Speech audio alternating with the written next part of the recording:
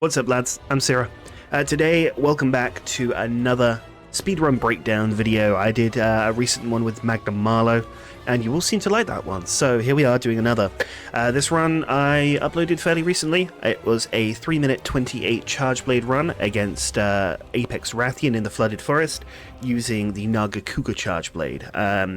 This one was done with the spinning slash, so that's the switch skill that replaces the charged sword with the multi-hit attack for the blade, much like Savage Axe from Iceborne. As usual, we're going to go over the set, then I'm going to talk a bit about the strategy, some of my thoughts, and then we'll just break the run down as it goes. There's a couple of points where the run kind of gets away from me, so it's not perfect, as every speedrunner says, could be better, but I'm pretty satisfied with this run. Under 3 minutes 30 is bloody fantastic as far as I'm concerned. So, yeah.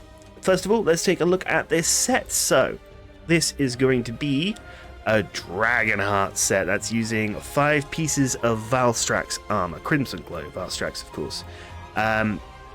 Oh yeah, with the creative title there as well. So, Dragonheart, for those of you who don't know, once you hit 80% health or lower, you gain 10% raw.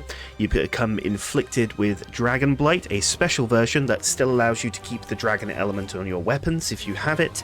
Yeah, it's a pretty annoying skill to keep up in solo runs, I'll be honest. Meaning that you have to get hit by an attack can mean that you lose an opening for a response.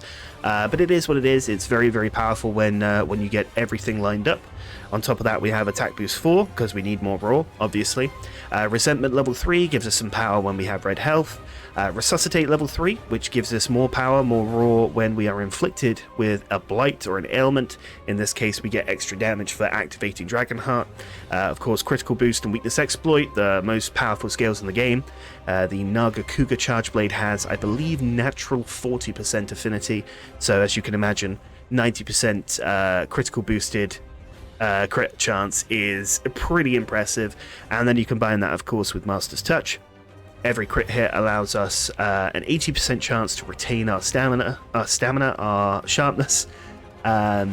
These ones aren't scripted, by the way, these videos, if you didn't know, if you can't tell. So the white sharpness on the Nagakuga Charge Blade is okay, not the best, so we need to maintain that for as long as possible. Stamina Thief is there just cause. I didn't really have anything else to put in the level 1 slots. And then if we go back a little bit, 2 more skills. We have Windproof level 2. There's one specific wind attack that Rathian does, and this stops that from stun locking us and taking a ton of damage we don't need to. And Slugger level 1. Slugger level 1 was arguably one of the more important parts of this set that allowed this run to go the way that it did. But I'll explain a bit about that in a moment. The spawn for Rathian is by the pyramid. Those of you who use the spawn mod, it's the B spawn, so it's about I believe a 40 or 30% chance to happen. It can get a little bit annoying because as it's the Flooded Forest, there are Rocky everywhere, and they can come up and accost you and send you flying when you're fighting. Not a fan of that, but it is the closest one to the second camp, so that's what we went with. Outside of that, the main important thing to talk about. So,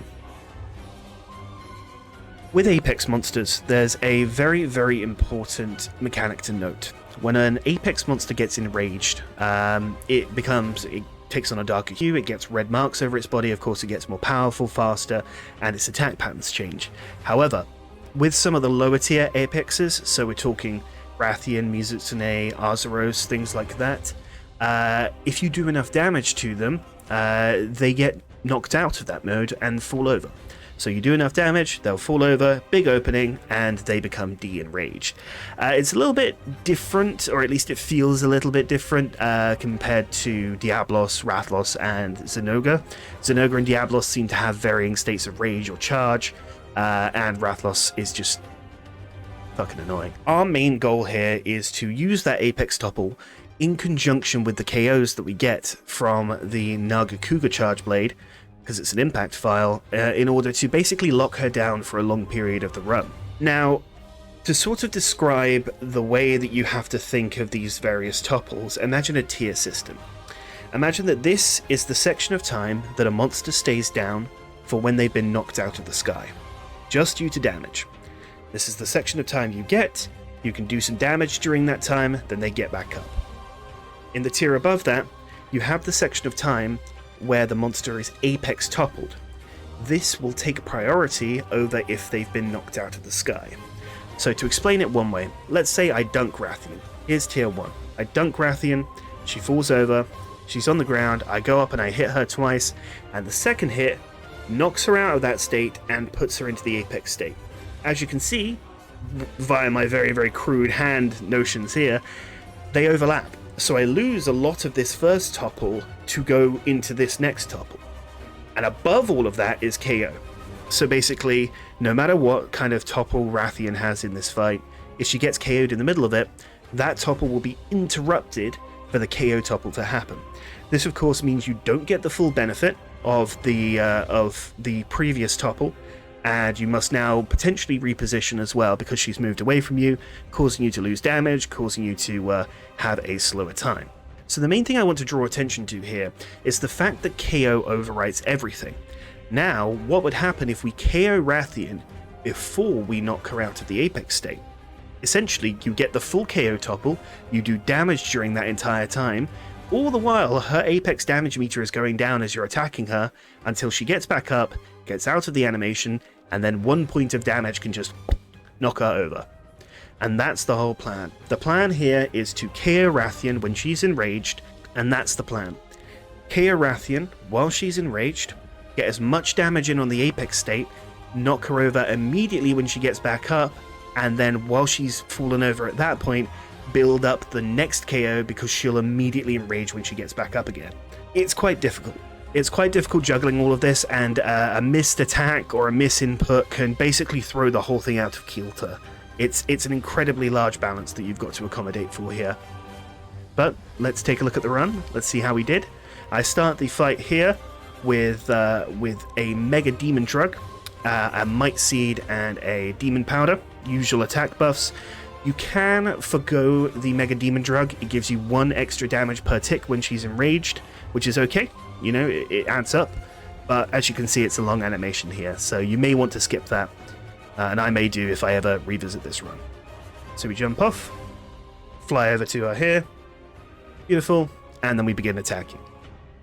Now, first thing we do here, we counter peek, and that gives us our full 5 files. We go in, and instead of charging into Red Shield, we go for an AED. This is basically going to knock her KO meter all the way up to the point where it's almost full.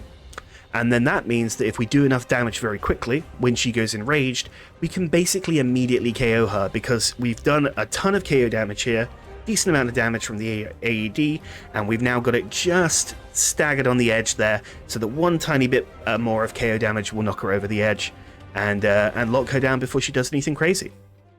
She also opens the fight here with a tail flip, which, as you can see, I can very easily do a dash morph through. This gives us poison, which allows us to keep up resentment, and we have all of the necessary damage for Dragonheart. This double flip attack, she'll do, if she does it outside of rage mode, she'll do 2 flips here, and then land. So as you can see, I counter peak performanced it, and went for the spinning slash to get some damage in on the head. This is going to be enough to knock her into rage mode, by the way. If she's in rage mode, however, you don't want to do that here. You want to back up because she'll do a 3rd flip straight at you, and that's the one that you want to respond to. So bit of slicing damage on the head, and again, and again. Roll forward to close the gap, go in for a spinning attack, and then you'll watch this circle attack does 1 bit of KO, and over she goes. So from here, it's going to look like this combo will repeat itself. I've screwed up my positioning a little bit here, so I'm trying to adjust for it. We still get a lot of damage in. As you can see, she's KO'd while enraged, so she gets back up, she shakes her head a bit, we delay a hit, and then this knocks her immediately out of Apex. Immediately. And as you can see, while she's down, I'm building up KO damage for the next KO. Because as she gets up, she's going to immediately enrage. Like so. So then I hit the file on the wing here, but that's close enough to her head to cause a KO. So in we go, 30 per tick. Beautiful. There's a 90% KO rate, so you're going to see some 27 scattered in there from the ticks, but the 30 damage per tick is pretty juicy. Now, I miss the timing here. She goes for 1 flip. I know she's going for another, and I know she's 1 damage away, so as you can see, let's just go back and watch that again because that is satisfying. So I missed my timing, dodge the roll, go for one bit of damage, 39 damage, knocks her out of the sky and out of Apex mode, and back we go into generating KO. Now, while she's down here, this third Apex roar that she does to go into her final rage mode, actually, I had a lot of trouble with this because I wasn't building up enough KO damage, and I'd always end up accidentally staggering her out of rage mode before I could get the next KO off just using the normal combo. So, right here, I think you can see just down in the bottom, we are going for an AED. AEDs have slightly boosted stun values. We're going to land it on her head. We have to delay after counter peak a little bit, but that's going to build up a ton of KO damage, and, well, just you watch. Boom, right at the face, and over she goes. Now, what this has done is it's meant I've had to slightly manually reload, so I'm not getting enough damage in to knock her out of the Apex state while she's down like this. Not doing anywhere near enough damage here at all. We've also gone into blue sharpness, which, as you can see, is really impacting our damage. And, yeah, she's just being a bit of a pain with her moveset. Now here, I try and think I'm clever to recharge my red shield, and I go in for a shield reload, and she blasts me with fire. Luckily, the response hit knocks it out. Charge back up, go right back into the spinning, and jobs are good. Block the roar. Go for a spinning slash. And then another fireball. I roll out of the way. I've rolled myself out of position here, so you can see all of those white numbers. Not really doing too much damage here. This is the goofiest part of the run. I'm trying to close the gap to the head here. No dice until, boom. Knock her out the sky. Get some lovely spinning ticks in there, and then reposition. The blue skulls come up. She's a low percentage of health, which means she's almost dead. We get the Apex Topple after the knockout of the sky, as I explained earlier. Spin around, and smack. I just want to actually point out this little thing here. So the Roggies decided to close in on me here. As you can see, I whack one of them with the backswing, but then this second one down here suddenly decides to go for a hip check. I kill Rathian just as that hip check lands. That was about a second away from that Roggy ruining my entire run completely. So we'll show off the set here. So a bit of a fast one. As I said, these videos are unscripted. I do have a lot of fun doing them. Hopefully you can sort of apply the same knowledge to some of your runs.